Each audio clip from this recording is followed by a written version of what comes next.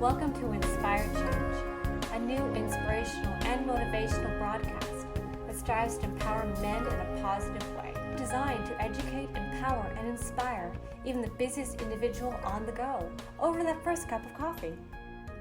Please join me in welcoming Gunter, international psychologist, author, speaker, and producer. Welcome everybody to another episode of Inspire Change. I'd like to welcome all of those of you who are new listeners and those of you who've been subscribing. I hope this has been valuable information and material for you to factor into your reflections. So in the last podcast, I was talking about how jealousy is not healthy, despite the things you may read on the internet. And again, let me encourage you, take what you read on the internet with somewhat of a grain of salt.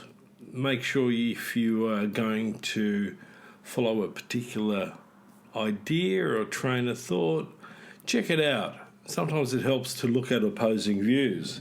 And that's the thing that I talked about with regard to jealousy. Okay, it was a curious idea that jealousy could be healthy. So why did I take such a strong position to fundamentally explain why not? Well, if you haven't heard the last podcast, let me encourage you to go back and listen to it. But for today, where I want to take a look at the link between jealousy and patriarchal socialization of boys and men, I want to tie in that whole area of attachment.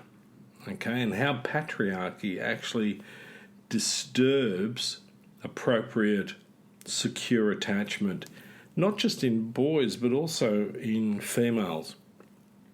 So let's start with the whole notion. So what's the problem with patriarchy? Well, as I've said before in different podcasts, if we go down to the four core values of patriarchy, we're talking about patriarchy being about territory. It's about being status and hierarchy. It's about being acquisitional, and it's certainly about being competitive. So you're probably wondering, how does this relate to relationships? How does it relate to jealousy? Well, let me connect the dots for you a little bit. So if we go back to the origins of patriarchy, which is about 10,000 years ago, and patriarchy really emerged out of the agricultural revolution. Okay, so, prior to that, if we look at hunter-gatherers, the reality was that hunter-gatherers didn't have the same ideas necessarily about relationships that developed out of the agricultural revolution. Okay, many of the hunter-gatherer tribes do not exclusively pair bond. So this might blow some of you right out of the water, but monogamy is not necessarily a natural human trait. It's a social artifact. In other words, we're socialized into this. And at times with some heavy penalties. For instance, if you read the Bible, anyone who was adulterous or who had sex outside the monogamous context was actually punished by death. He got stoned, not with the green stuff, but essentially with real stones. He was, all over Red Rover for you if you decided to have, extramarital relationships. Now, interestingly enough, often there were ways and means in which men were capable of extricating themselves from those harsh punishments by, putting the spotlight on the woman, the whole idea of the seductress, the succubus, all those sorts of ideas came into play in order to reinforce culturally, socially, the idea of monogamy. Now, don't get me wrong for one second. I'm not suggesting that, this is going to be a free-for-all and that we should all go and have wonderful promiscuous sex in our culture. That's not how it works. But what I'm basically getting at is that the notion that human beings are inherently a species that mates exclusively with one partner is a social idea that stems fundamentally from the emergence of patriarchy through the agricultural revolution and through very much the relationship between a social hierarchy, the enforcement of paternity to ensure material security, and essentially the way that we keep certain parts of our society in check. Okay? So when we talk about jealousy is a form of responding angrily and fearfully to the potential loss of my partner. So rather than being an equal partner with my spouse, I'm now in essence, in a position of dominating and controlling her through my behaviour. So jealousy is a big, scary green monster that often comes into relationships fairly quickly. Okay, it's also about ownership.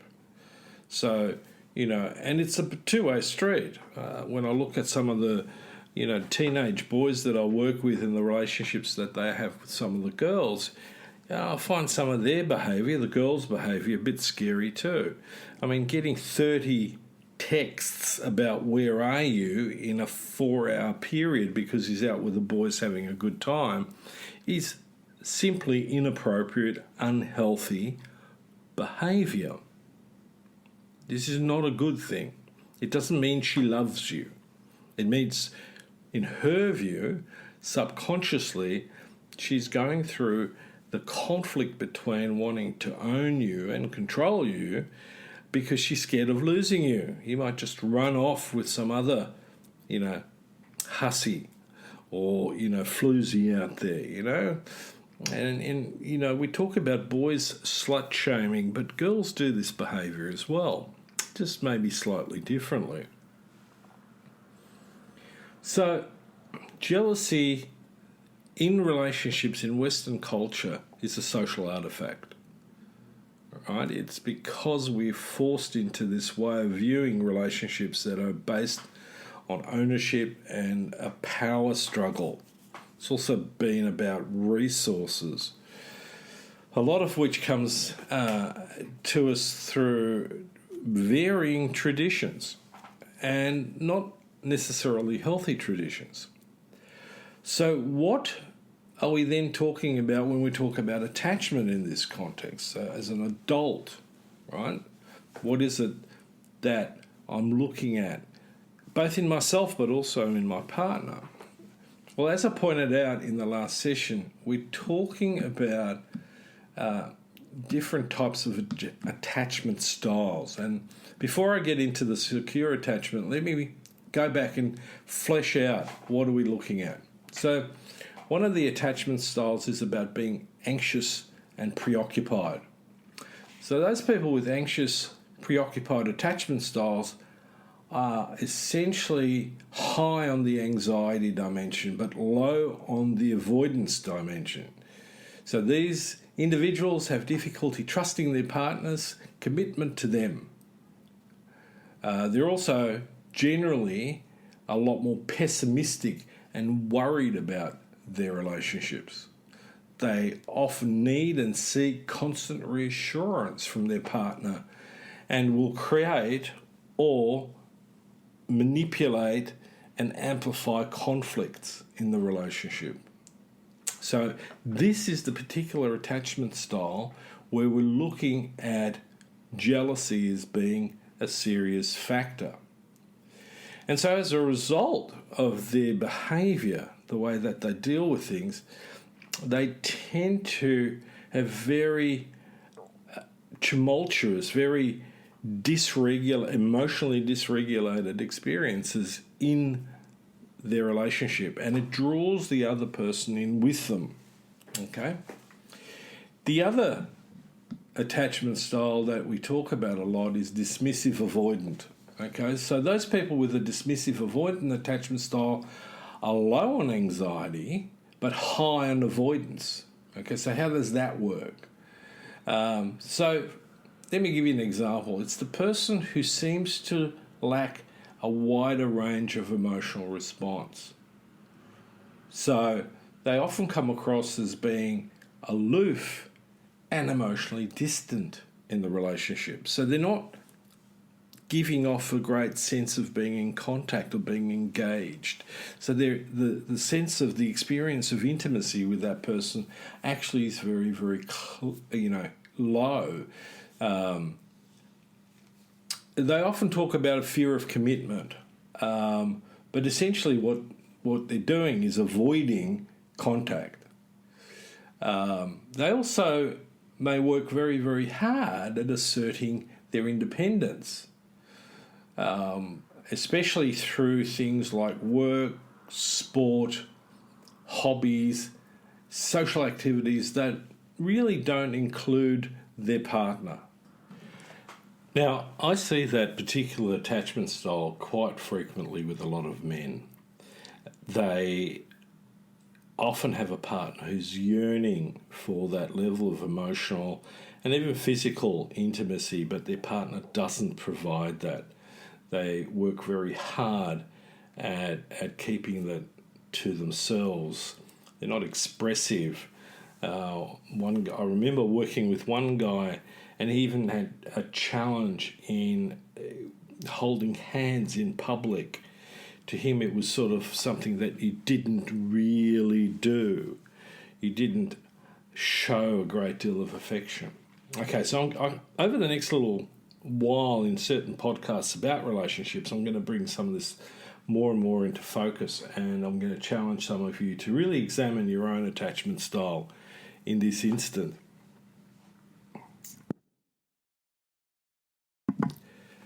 So, what's the next one? Well, the next one is being fearful avoidant. Okay, so what does that mean?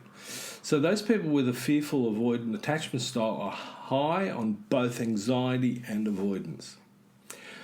People like that, men like that especially, or women, both fear and desire intimate relationships. So they're really in conflict. So it's a bit like I love you, I hate you. Not quite to that degree. That applies more to what we call the borderline personality disorder.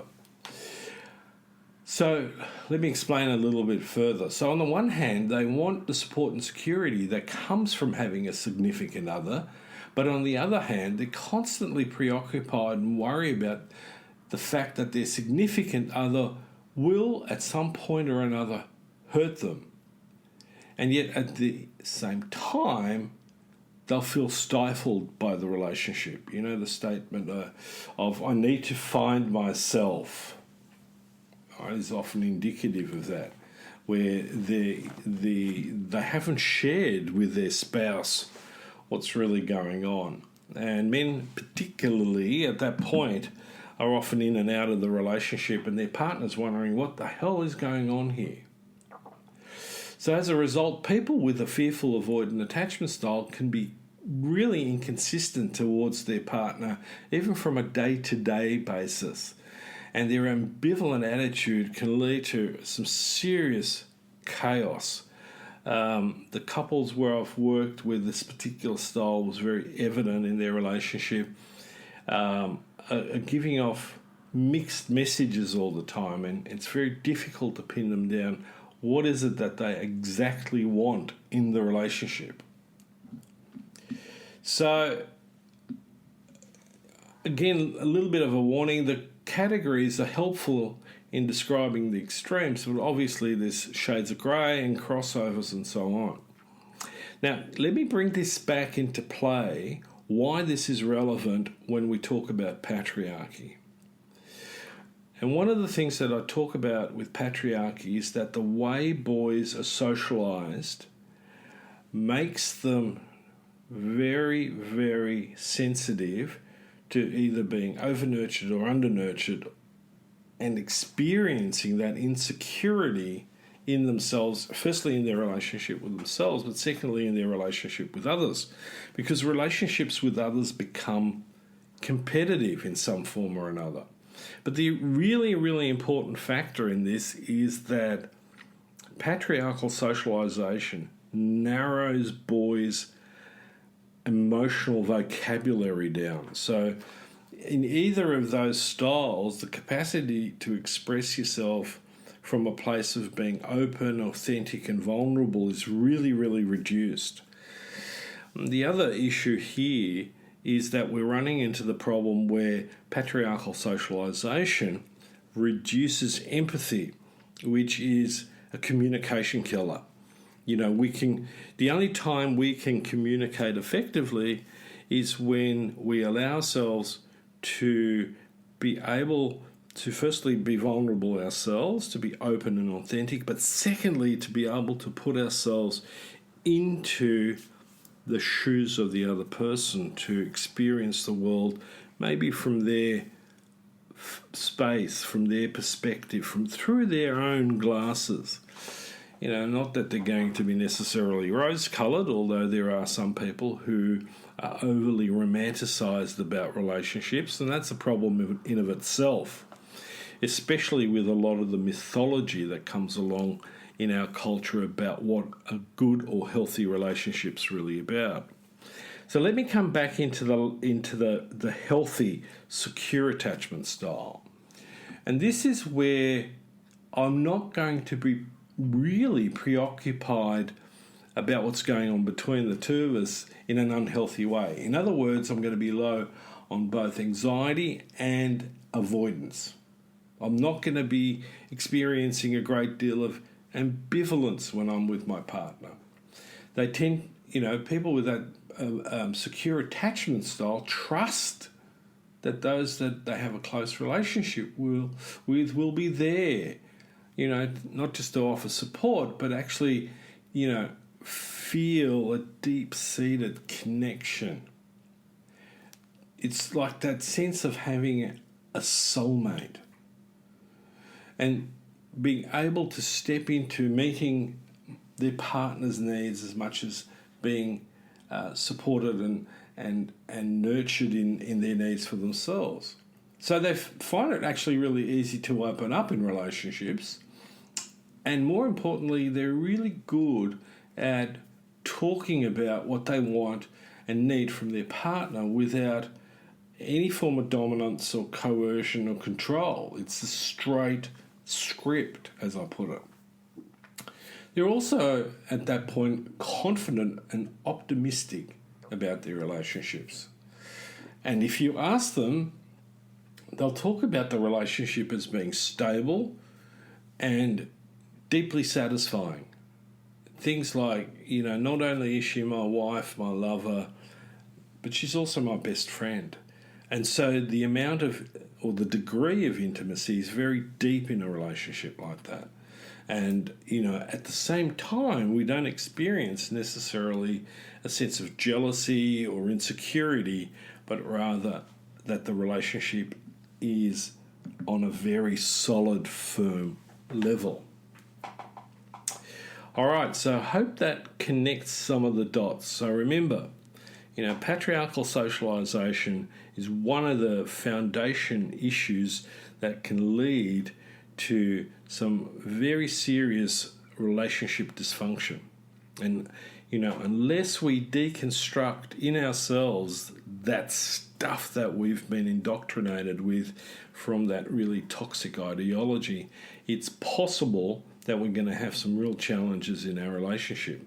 So, having said all this stuff about attachment styles, the main thing I want to leave with everybody at the end of this particular podcast is that you can change this. That's what personal growth, emotional growth is all about.